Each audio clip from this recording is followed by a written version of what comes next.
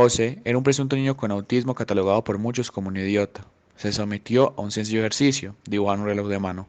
José no solo había podido dibujar el reloj, sino que además le dio el lujo de darle detalles característicos de cualquier reloj.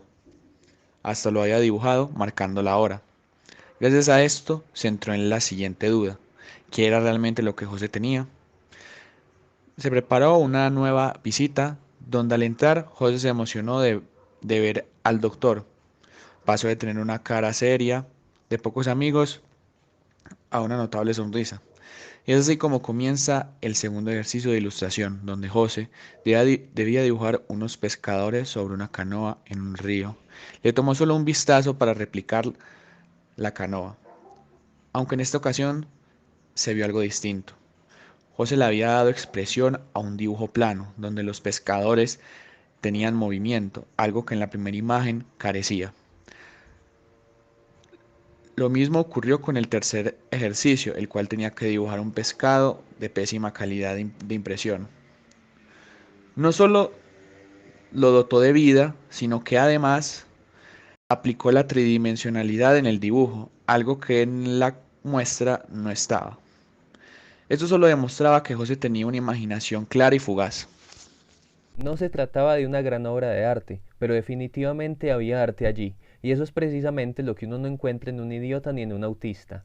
Isabel Rapin, psicóloga que había tratado con José, había escrito que en algunos niños autistas compensan su nula capacidad verbal con una gran capacidad para resolver tareas espaciovisuales.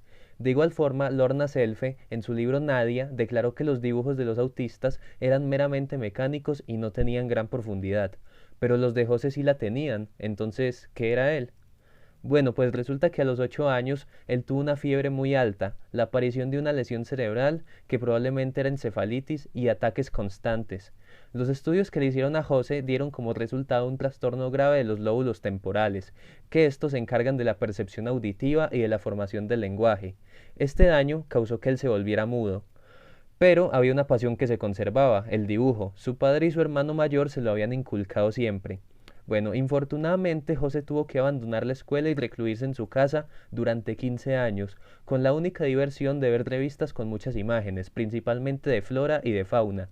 Dibujar lo que aparecía en estas imágenes era el único contacto que tenía José con el mundo exterior. Un día él tuvo un ataque violento y por eso fue llevado al hospital del estado, donde el tratamiento adecuado le proveyó de cierta libertad que él no tenía en su casa. Y está claro que el contacto humano le cayó bien porque empezó a estar más animado. Sin embargo, no todo fue bueno, porque toda esa interacción puso demasiada presión en José y lo hizo sufrir una recaída y se volvió a aislar. Y entonces ahí fue cuando el doctor se reunió con José por tercera vez. La tercera vez que el doctor lo vio, pudo notar en él una expresión hermética, los ojos cerrados, una imagen de regresión. Entonces el doctor sintió un desasosiego de horror y pensó que jamás tendría una recuperación firme y continua. En aquel instante, José ni se había percatado de que el doctor se encontraba dentro de las instalaciones. Entonces el doctor, al verlo allí, en esas condiciones, pudo concluir de que José había llegado a amar los barrotes de su cárcel. En cuanto el doctor lo llama, se le muestra muy ansioso y mete un brinco de felicidad. Lo llevó hacia una sala de arte y le entrega una tiza, pues pareciera que era lo único por lo que él sentía aversión. El doctor empieza a decirle cosas acerca de sus dibujos. El pez que dibujaste, ¿eres capaz de recordarlo? ¿Me lo podrías dibujar de nuevo? Él asintió obviamente y rápidamente le quitó la pluma. Hace por lo menos 3 semanas que el doctor y José no se veían. Entonces el doctor se preguntó a sí mismo, ¿qué dibujará ahora? Lo que dibujó José seguía siendo una trucha con manchas irisadas, aletas plaqueadas y cola horquillada, pero esta vez le añadió rasgos humanos, como un par de carnosos labios y un extraño collar. El doctor estuvo a punto de cogerle la pluma, pero mejor esperó a que José terminara y pensó, primero la imagen ya está completa, pero la escena no. Antes el pez existía, como un ícono, pero ahora será parte de este mundo, como una escena. José rápidamente dibujó otro pez, uno más pequeño. Este último apenas estaba entrando en el agua. Después de esto, José empezó a dibujar las olas, y esto lo excitó muchísimo y empezó a emitir sonidos extraños. Aquel dibujo era simbólico, el pez pequeño y el pez grande. Quizás era él y el doctor, pero lo más importante y lo más emocionante era la representación espontánea, el impulso, que no era sugerencia del doctor, que era aquella ola furiosa, vengadora. Lo mejor era volver al terreno firme, pensó. Entonces indicó el pájaro y le dio una pluma a José. Dibujó el pájaro magníficamente y utilizó una pluma roja para el pecho. Los pies tenían algo de garras haciendo la corteza. Pero, ¿qué sucedía? La seca ramita invernal, próxima al tronco del árbol, había crecido en el dibujo, convirtiéndose en un brote abierto florido.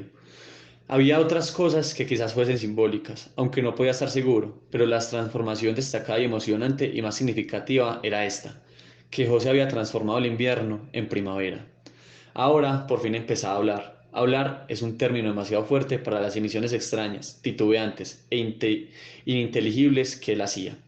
No había duda de que había conseguido mejorar sus potenciales fisiológicos de habla, aunque había una deficiencia en su capacidad de utilizar, comprender e identificar el lenguaje, con la que indudablemente habría de enfrentarse siempre. Pero, y tenía una importancia similar, ahora luchaba por recuperar su entendimiento y su lenguaje.